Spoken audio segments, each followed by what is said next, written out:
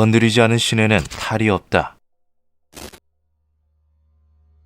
일본 야마나시현 코슈시에 존재하는 수많은 신사 중 하지카노 스와 신사는 섬세한 조각품들의 역사적 가치를 인정받아 문화재로 지정되어 있습니다. 때문에 하지카노 스와 신사는 지자체 공무원들의 철저한 관리를 받고 있는데요. 그런데 이 신사에 처음 방문한 관광객들은 한 명도 빠짐없이 묘한 위화감을 느끼게 된다고 하죠. 위화감의 근원은 신사의 위쪽으로 튀어나와 있는 커다란 철제 구조물입니다. 얼기설기 엮어진 흉물스러운 철근들은 누가 보기에도 미관을 크게 해치고 있어 대체 무슨 이유로 문화재에 이런 조치를 취해놓은 것인지 의문을 들게 하는데요. 원인을 파악하기 위해 신사 뒤쪽으로 향한 사람들은 도무지 이해할 수 없는 광경을 마주하게 되죠. 신사의 뒤편에는 어떠한 관리도 받지 못한 듯 마구잡이로 자라있는 일본 목련나무 한 그루가 떡하니 자리 잡고 있습니다. 보기 좋게 가지치기가 되어 있는 주변의 나무들과 너무나도 대비되는 모습인데요. 더욱 이상한 것은 마치 건물에 나무가 닿지 않게 하려는 듯 신사를 둘러싸고 있는 철제 구조물이죠. 의문은 여기서 끝나지 않습니다. 건너편의 열차 선로는 신사보다 몇 배는 커다란 크기의 철제 구조물을 설치해 나무의 침범을 막고 있는데요. 소문에 의하면 이 구조물을 설치하는데 무려 2억 엔의 비용이 들었다고 하죠. 이 나무는 일본 무전이 땅에 두고 간 지팡이에서 싹이 튼 것이라고 전해진다. 예로부터 이 신목을 소홀히 하면 불상의 사건이 일어난다고 믿고 있어 신의에 어긋나지 않도록 하고 있다. 이 모든 것의 이유를 설명하는 듯한 신사 앞의 안내문, 그리고 현지인들은 이 안내문이 단순한 전설이나 민담이 아님을 끝없이 강조한다고 합니다. 전승에 의하면 태생부터가 신묘한 이 나무는 곧바로 신목으로 떠받들어졌으며 그에 걸맞게 불가침에 준하는 대우를 받았다고 하는데요. 감히 신목에 가까이 하는 것조차 불경스럽게 여겨졌고 사람들은 근처에 신사를 세운 후 기도드리는 것만으로 만족했다고 하죠. 그렇게 굳건한 신앙심이 마을의 옛 민담으로 쇠락하기에 충분한 세월이 흘렀습니다. 그럼에도 신목을 건드려서는 안 된다는 인식은 여전히 사람들 사이에 뿌리 깊게 자리 잡고 있었는데요. 1903년 오츠키역에서 하지카노역까지 노선 확장 공사를 할 때도 일부러 신목을 피해 절도를 깔 정도였죠. 사건이 터진 것은 그로부터 2년이 지난 1905년 5월이었습니다. 일본에서는 단호에 떡갈나무 잎으로 떡을 감싼 카시와 모찌를 먹는 풍습이 있는데요. 카와쿠보라는 작은 마을에서 떡갈나무 잎이 다 떨어지자 신목의 잎을 대신 사용했던 것이었죠. 그리고 재앙이 닥쳐왔습니다. 떡을 먹은 마을 사람들은 차례차례로 그 병으로 쓰러져 죽었다. 그해 여름 커다란 수해가 마을을 괴멸시켰으며 살아남은 자들은 다른 곳으로 이주할 수밖에 없었다. 당시에는 콜레라가 유행하고 있었기에 그 병에 걸린 것은 단순한 전염병에 불과하며 수해 역시 우연에 불과하다는 의견 역시 존재했지만 하필이면 불경을 범한 직후 재앙이 닥쳤던 탓에 현지인들은 커다란 공포에 빠졌다고 하는데요. 1918년에는 하지카노역의 확장 공사를 이유로 1929년에는 전신주 가설 공사를 이유로 신목을 벌채하자는 의견이 나왔지만 그 누구도 벌목에 나서는 사람이 없어 공사가 취소되었을 정도였죠. 시간이 흐를수록 나무는 점점 더 무성하게 자랐고 선로와 전기줄을 침범하기 시작하며 더 이상 방치할 수 없는 지경이 되었습니다. 1953년 일본 국유철도는 뻗어나온 가지를 정리하는 작업에 착수합니다. 공무원들은 신관을 초청해 정중히 위령제를 지낸 후 지금부터 시작될 불경을 용서해 줄 것을 비는 의식까지 치렀는데요. 그런데 얼마 후 가지치기 작업을 했던 인부 중 한 명이 한밤중에 철로 한가운데를 걷다 열차 사고로 사망하는 사건이 벌어집니다. 그로부터 5년이 지난 1958년 3월 같은 작업에 참여했던 인부가 고후역에서 동일한 이유로 5년 전 사고와 정확히 똑같은 시간에 사망하는데요. 비극은 여기서 끝나지 않았죠. 같은 해 작업을 지시했던 국철 직원은 갑작스레 병사했으며 다른 직원은 야간 근무 중 알 수 없는 이유로 선로에 내려갔다 열차에 치여 사망하게 됩니다. 게다가 11월에는 위령제를 지냈던 신관이 양어지에서 익사체로 발견되는 기괴하기 짝이 없는 일까지 벌어지게 되죠. 저주라고밖에 생각되지 않는 일련의 사건에 주민들은 커다란 공포에 빠졌고 신목에서 떨어진 낙엽조차 감히 만지지 않았습니다. 그러나 국철 입장에서는 신목의 저주라는 비현실적인 이유로 철도 운행에 차질을 빚고 싶지 않았는데요. 1968년 5월 12일 주민들의 반대를 피해 국철은 선로에 침범한 신목의 뿌리와 가지를 몰래 제거합니다. 그 대가는 너무나 참혹했는데요. 3일 후 역 근처에 야마토 중학교의 학생들을 태운 수학여행 버스가 대형 트럭과 추돌, 6명이 사망하고 21명이 중상을 입는 대형 사고가 발생한 것이죠. 경찰들이 밝혀낸 사고 원인 역시 기묘하기 짝이 없었습니다. 2주간 휴가를 냈던 운전기사가 뜬금없이 휴가 중에 출근해 운전대를 잡은 것도 모자라 학생들의 짐을 싣는 역할로 고용된 무면허 소년에게 도중에 운전을 맡겼던 것인데요. 어느새 신목의 가지가 깔끔하게 정리되어 있는 것을 본 주민들은 사고의 원인을 눈치챘고 마치 마지막 경고를 날리는 듯한 신목의 저주에 주민들은 물론 국철 역시 공포에 질리고 말았죠. 이제 더 이상 신목의 저주를 단순한 미신으로 취급하는 사람은 존재하지 않았습니다. 모두가 장난으로도 나무에 닿으려 하지 않았고 떨어져 나온 낙엽조차 밟지 않으려 했는데요. 결국 국철은 거금을 들여 나무가 선로에 닿지 않도록 거대한 철제 구조물을 설치하게 되었죠. 당시 공사 과정을 목격했던 주민들에 따르면 인부들은 신체가 나무에 닿을까 잔뜩 긴장한 상태로 간신히 작업을 끝마쳤다고 합니다. 다음은 신사였는데요. 방치할 경우 무성하게 늘어진 가지가 신사에 닿을 것이 분명했고 나무가 신사에 접촉하는 것이 어떠한 결과를 불러올 것인지는 예측할 수가 없었죠. 해결책은 철로와 동일한 조치를 취하는 것뿐이었습니다. 1989년 교육위원회는 아이들이나 외부인이 신목을 건드려 마을에 재앙이 발생하는 것을 막기 위해 안내판을 설치하는데요. 지자체, 국철, 주민들의 노력 덕분에 1968년 이후로는 신목에 접촉하는 사고가 발생하지 않았다고 하죠. 한편 이런 저주받은 나무는 세계 각지에 존재한다고 전해집니다. 미국 뉴저지에는 데빌즈 트리, 즉 악마의 나무로 불리는 참나무가 있는데요. 여러 끔찍한 전설들이 얽혀있는 이 나무는 만약 베거나 훼손하려 들 경우 기괴한 일들이 벌어진다고 하죠. 나뭇가지를 꺾은 사람의 손이 검게 변하는가 하면 나무를 배려 시도한 사람은 원인 불명으로 급사하기도 했다고 전해집니다. 뉴저지주는 사람들이 이 나무에 접촉하는 것을 막기 위해 철조망으로 나무를 두르고 표지판을 세워두는 조치를 취해 놓았죠. 과연 이러한 저주받은 나무들에는 어떤 비밀이 숨겨져 있는 걸까요? 정말 우리가 알지 못하는 초자연적인 존재가 나무에 깃들어 자신을 해하는 자에게 벌을 내리는 것일까요?